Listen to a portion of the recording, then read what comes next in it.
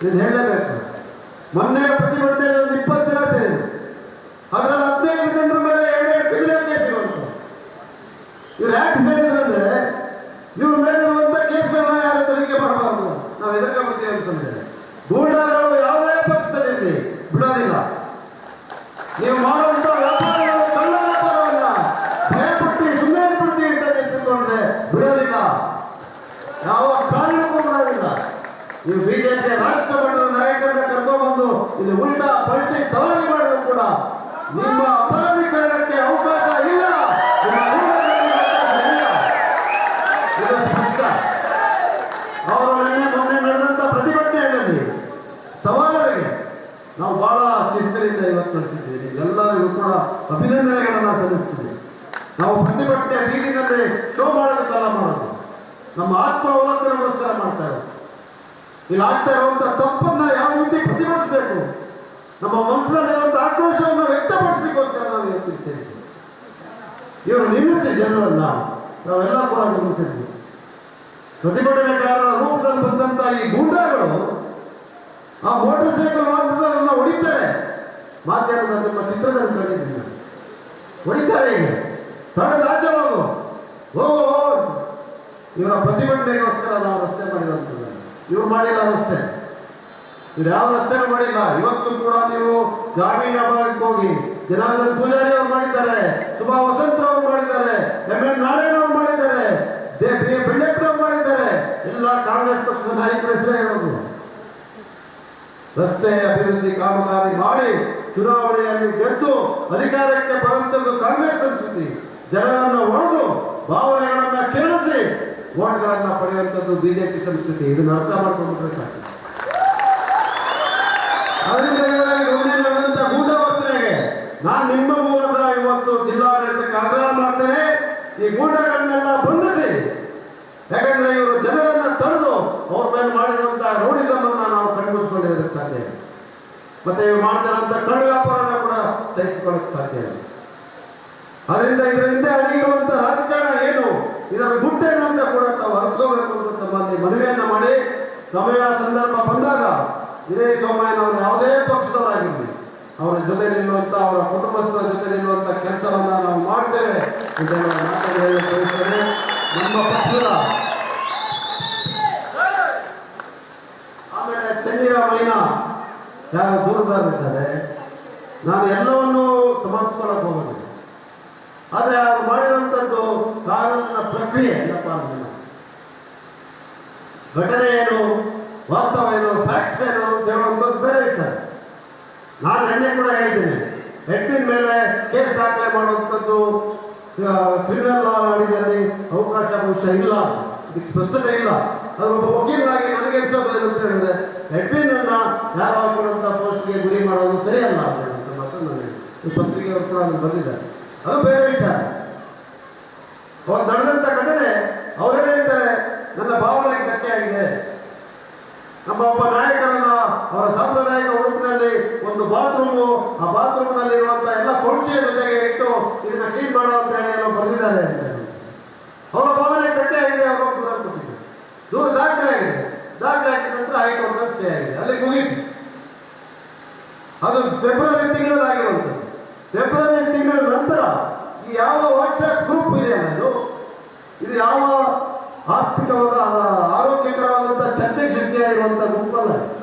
ಬಿಜೆಪಿಯ ಒಂಚು ಮಾನಸಿಕ ಸ್ಥಿತಿ ಏನಿದೆ ಅದನ್ನ ವ್ಯಕ್ತಪಡಿಸುವಂತಹ ಗುಂಪು. ಇದರಲ್ಲಿ ಬರೀ ಟೀಕೆ ಪ್ರಹಾರಗಳು, ವೈಯಕ್ತಿಕವಾದಂತಹ ದೈವವೇ ಬಿಟ್ಟರೆ ಏನು ನಡೆಯೋದಿಲ್ಲ ಆ ಗುಂಪಲ್ಲಿ.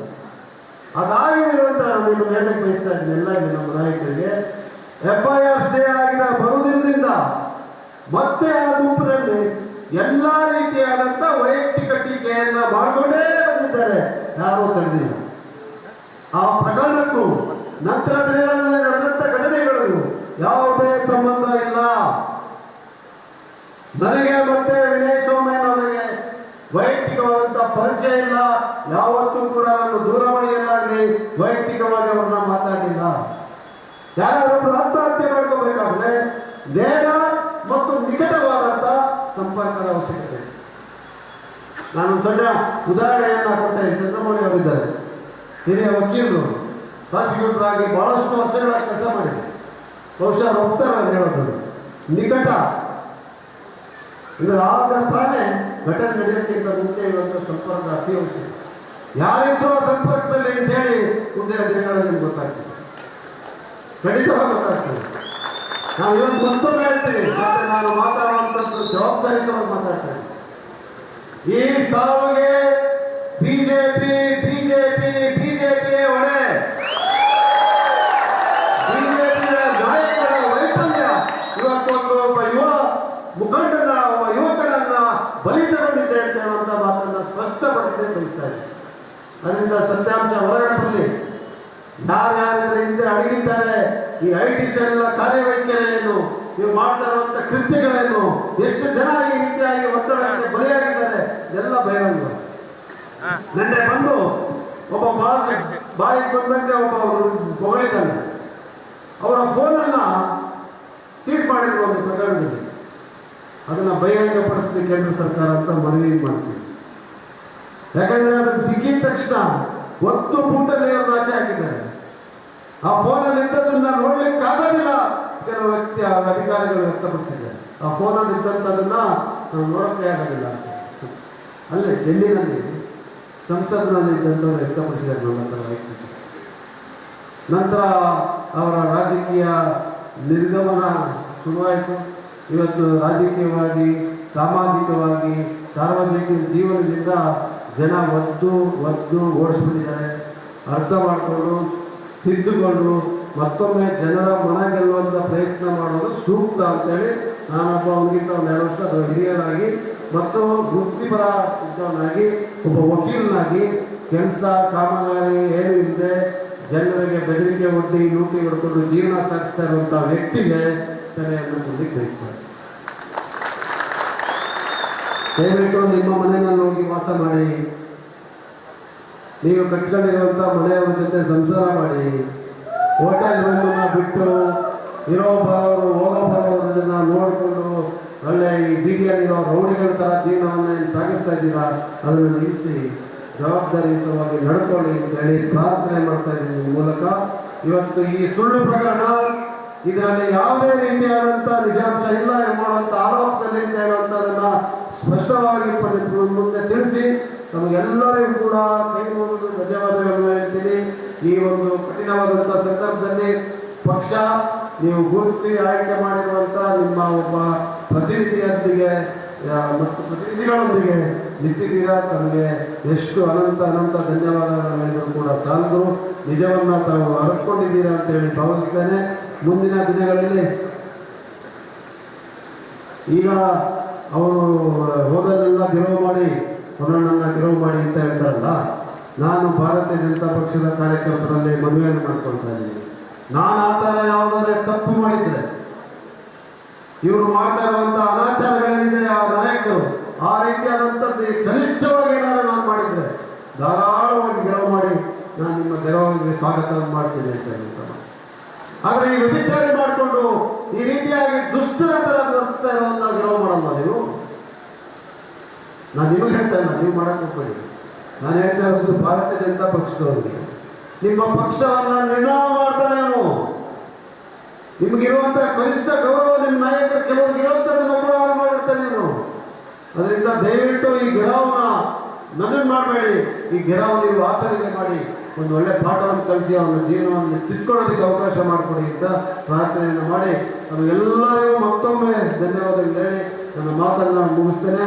ಸ್ವಲ್ಪ ತಡವಾಗಿ ಬಂದೆ, ಯಾಕಂದರೆ ನಮ್ಮ ಜಿಲ್ಲಾಧ್ಯಕ್ಷರು ಪಕ್ಷದ ಕಾರ್ಯಕ್ರಮ ನಡೀದೆ ಆಮೇಲೆ ನೀವು ಬನ್ನಿ ಕೇಳುವಂತ ಹೇಳಿದರು.